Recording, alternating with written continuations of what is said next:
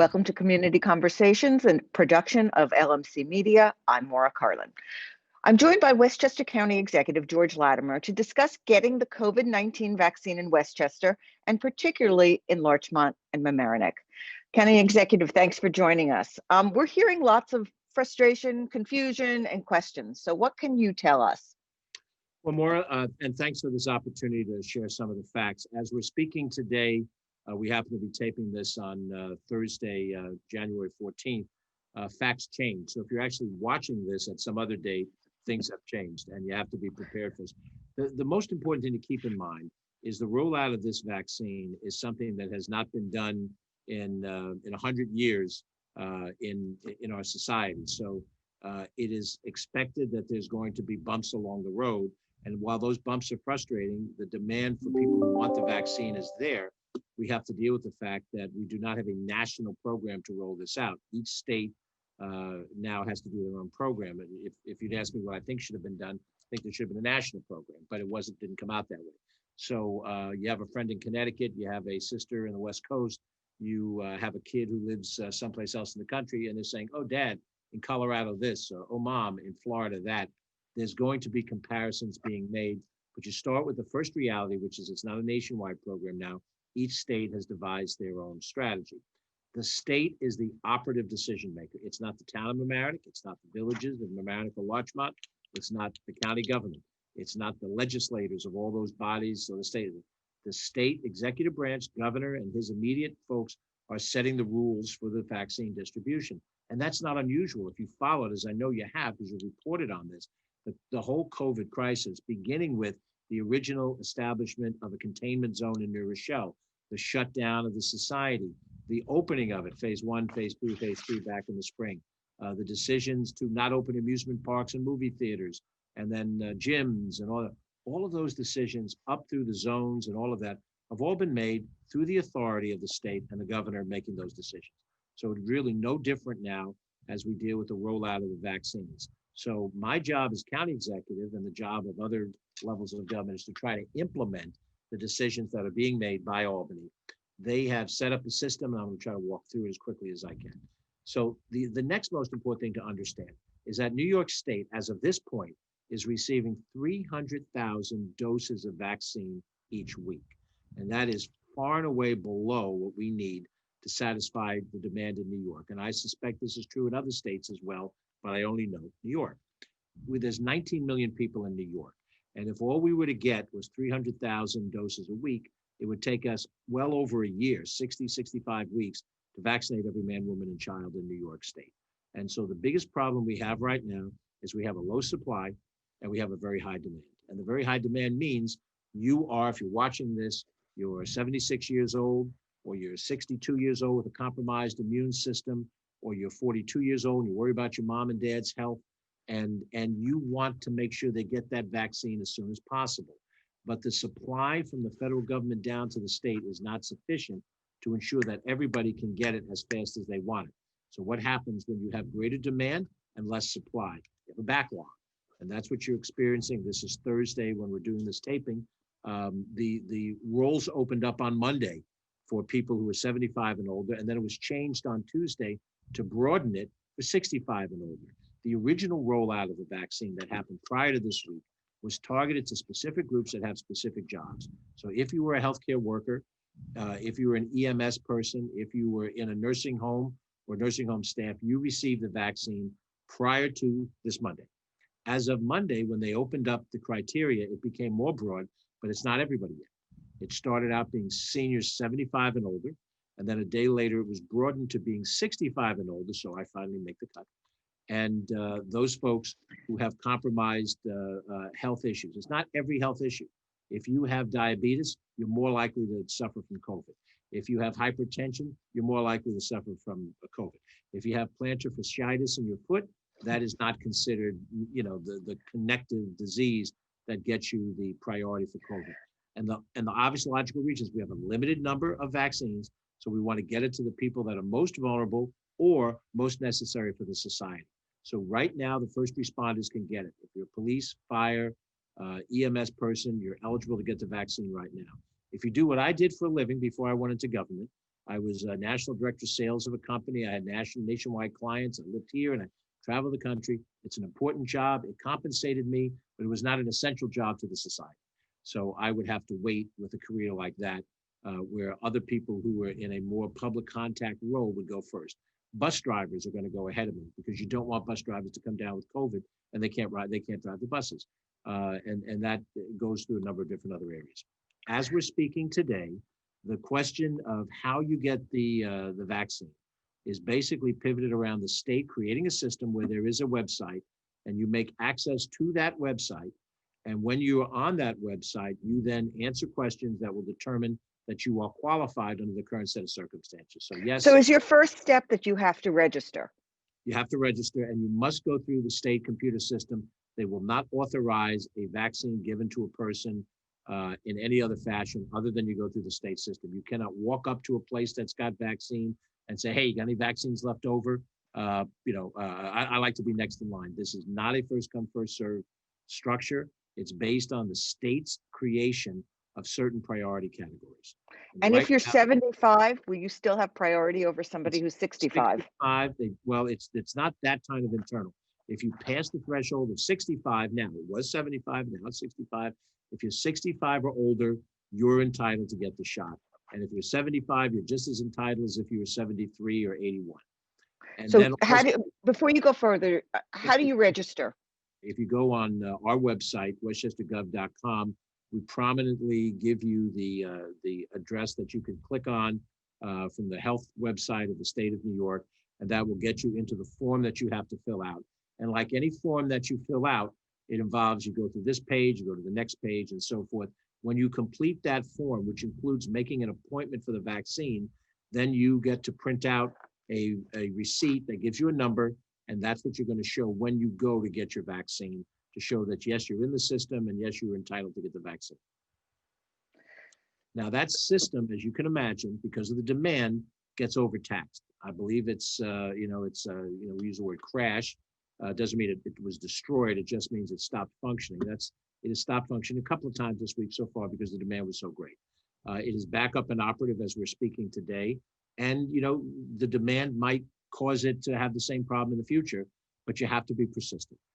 As I said, there's a lot more people that want the vaccine than there are available vaccines.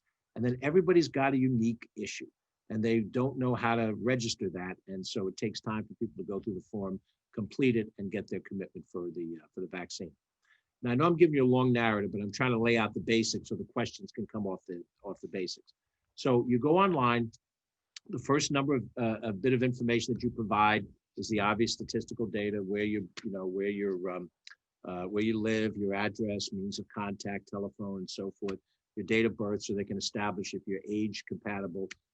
If you're in one of the targeted workforce areas, and you get a chance to click that off, so that if you're under 65, but you are in one of those work categories, that qualifies you to go in.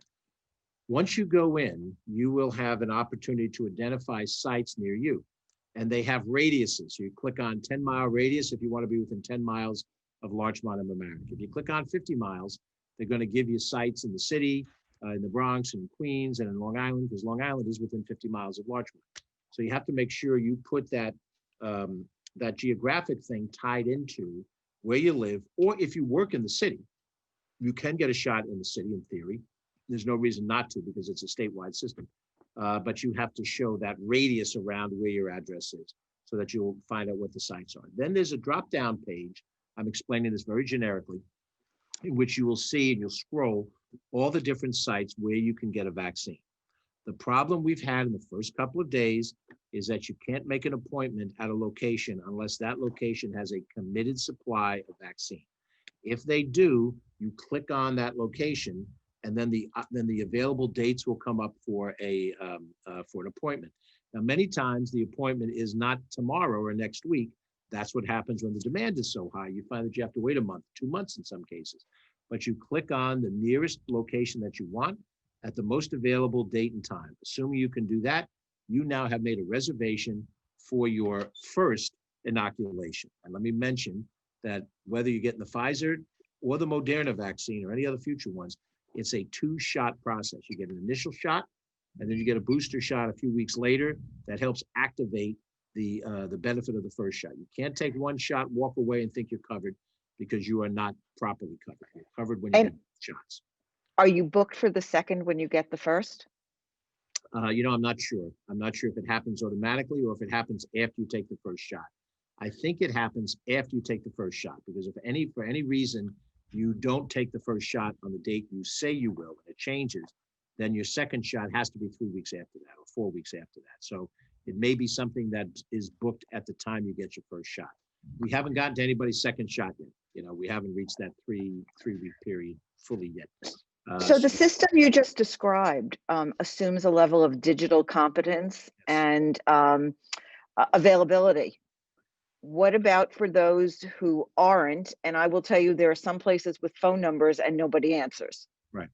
Well, we'll get to the phone number answering thing in a second. But for the going on the website initially, if anybody is watching this who's a senior and they don't feel that they have either access to a computer, they may be watching this on their TV rather than on their laptop because they don't have one.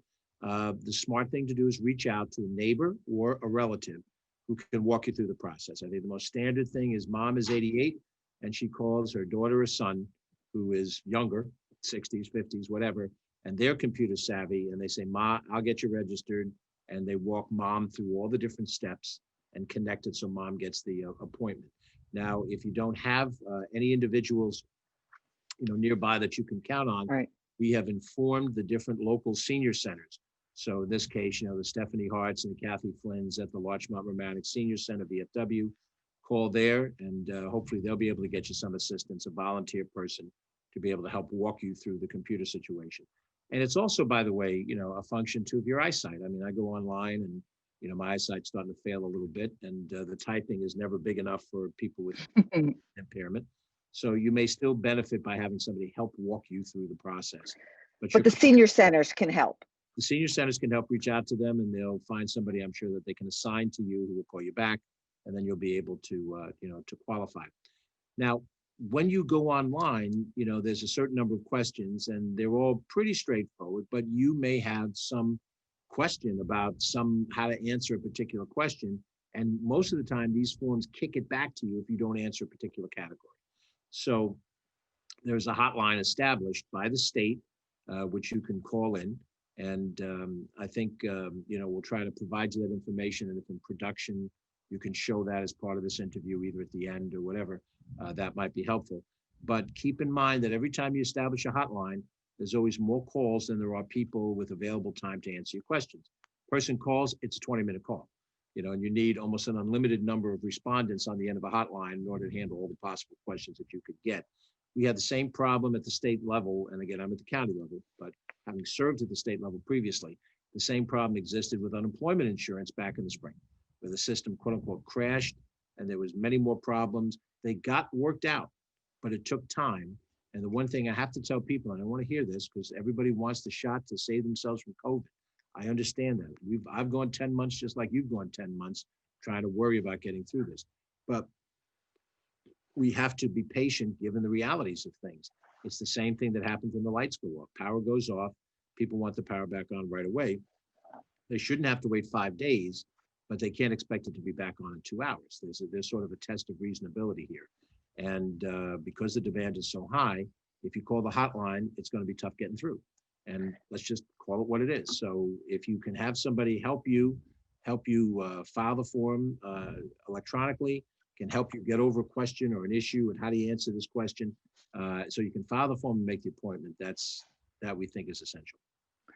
Okay, so information available on the county website as well as the State Department of Health website? Well, the State Department of Health website is the more thorough place to go. Okay. But for people who, want to have a connection link, westchestergov.com will have a certain amount of information. They'll give you, here's the website, you can go to the state.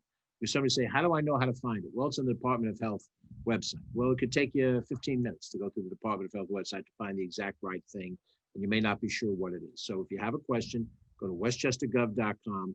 You will have basic information. What's the hotline number? What's the link to file a form? And do those things so that you can get into the state system. But when you get into the system, you got to remember, this is all created by the state. We didn't create it.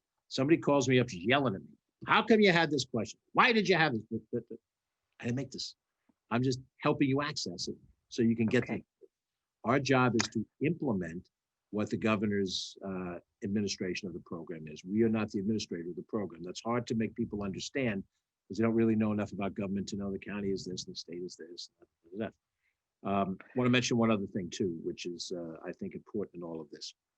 When you go into the website and you go to make your appointment, you make your appointment at the first available date based on where you'd want to go.